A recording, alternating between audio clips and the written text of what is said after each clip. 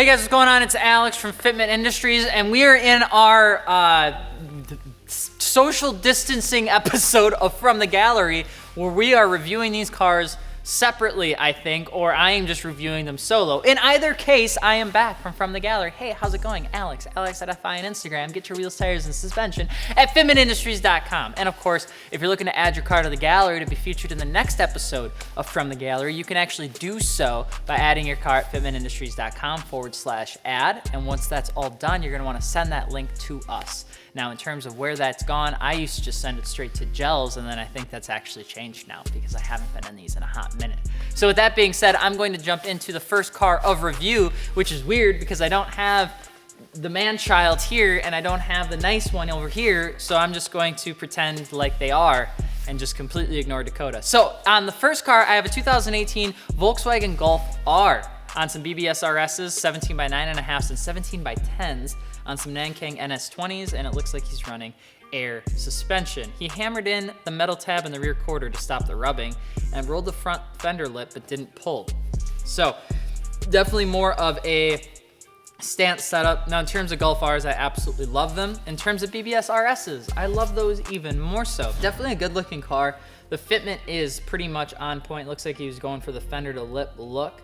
One thing I always find really interesting is when people do a staggered setup on something like this, especially a Golf R.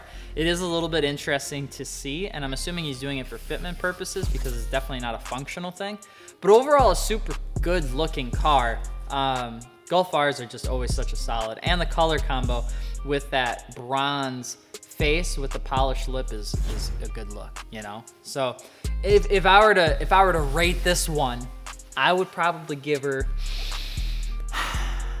3, 2, 1, 8. That's what I would do. Dakota, what would you give? 8.5? Gels? 9? Figured. I really do like it though. I think it's a super clean car. I'd like to see the inside to see if anything else was done, but I think for the most part on the outside, it's pretty aggressive. Moving on to the next boy out there, we have a 2002 BMW M3 on some Weds Kron Cerberuses, 19 by 11.5 and 19 by 14, -40. On some Federal 595s on KW suspension coilovers. So this is a static boy. This is Sphenicus. It rubs like crazy, but he doesn't care. He's got the over fender and wide body trim. Musk Customs wide body kit, mostly wide body. CSL carbon trunk, rear headlights, carbon diffuser, and he's on his 4th lip. And he put the crying emoji. I don't think he cares. If he's on the 4th one, he has no regrets. Taking a look, I've always loved the early 2000s M3s. In fact, I feel like they're a really slept on performance car right now. So it'd be interesting to see if that ever gets more popular. In terms of the whole wide body look, it looks pretty decent. It's a super aggressive look though that I'd probably go a little bit more staggered with. I don't know if I would have gone with such huge fronts and such huge rears, but it is a very good look. I think that maybe it's just the pictures that imply that they're the same size, but I don't think they are. And the fact that he's running static is a big bullin', you know? Having those huge tires in the back though, I think actually make it look taller than it would need to be. Looks like he's not doing too excessive of a camber. Looks pretty good. I'm not actually that upset with it. I think with the yellow fogs, I probably like the blue ones, just the daytime color, but I know that that's not, I don't think that's spec'd to a 2002, if I remember correctly. I'm not sure. Otherwise, it looks like it's a Euro setup. In either case, from the photos, looks really clean. I'm sorry about all of your lips. And the wheels, those Cerberus, I love those wheels. I absolutely adore those wheels. So let's give her a rank. 3, 2, 1, 8.5. Dakota, 9. Gels, 8.5. Good talk. Sweet. Awesome. Next up, is this like Stance Edition? Because holy moly, we're playing with some big boys right now.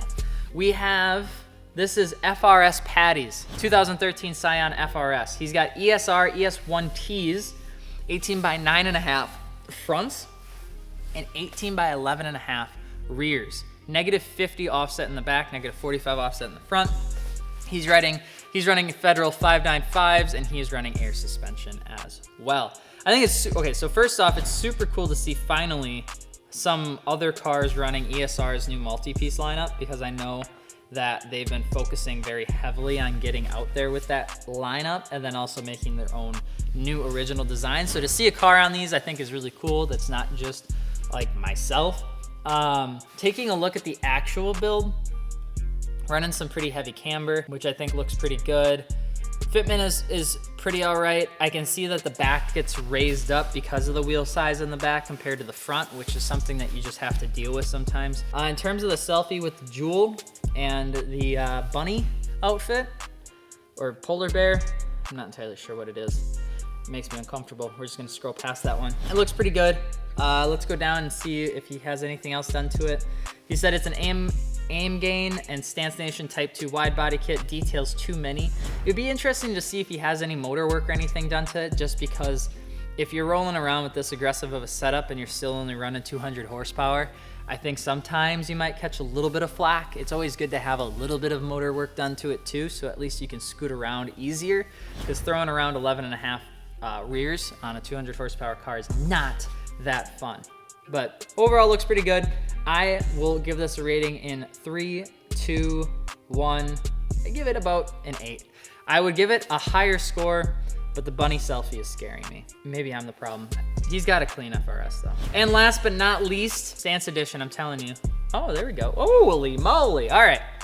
We have a 2005 Nissan 350Z 35th An Edition. He's running Vorsteiner V308s. And he's got 20x14s and 20x15s. Running wider than trucks. I like it. Michelin Pilot Sport 295 fronts and 335 rears. This setup is huge. That is absolutely massive. Oh my gosh. Oh my goodness. In terms of build quality, it looks like it's extremely well done. Like it's a very meticulous setup. The body kit looks fantastic in terms of installation. It's a full custom built wide body with full front fenders along with full custom rear quarter panels. It's on air suspension. And he's got 40mm spacers and 50mm spacers for the front and rear.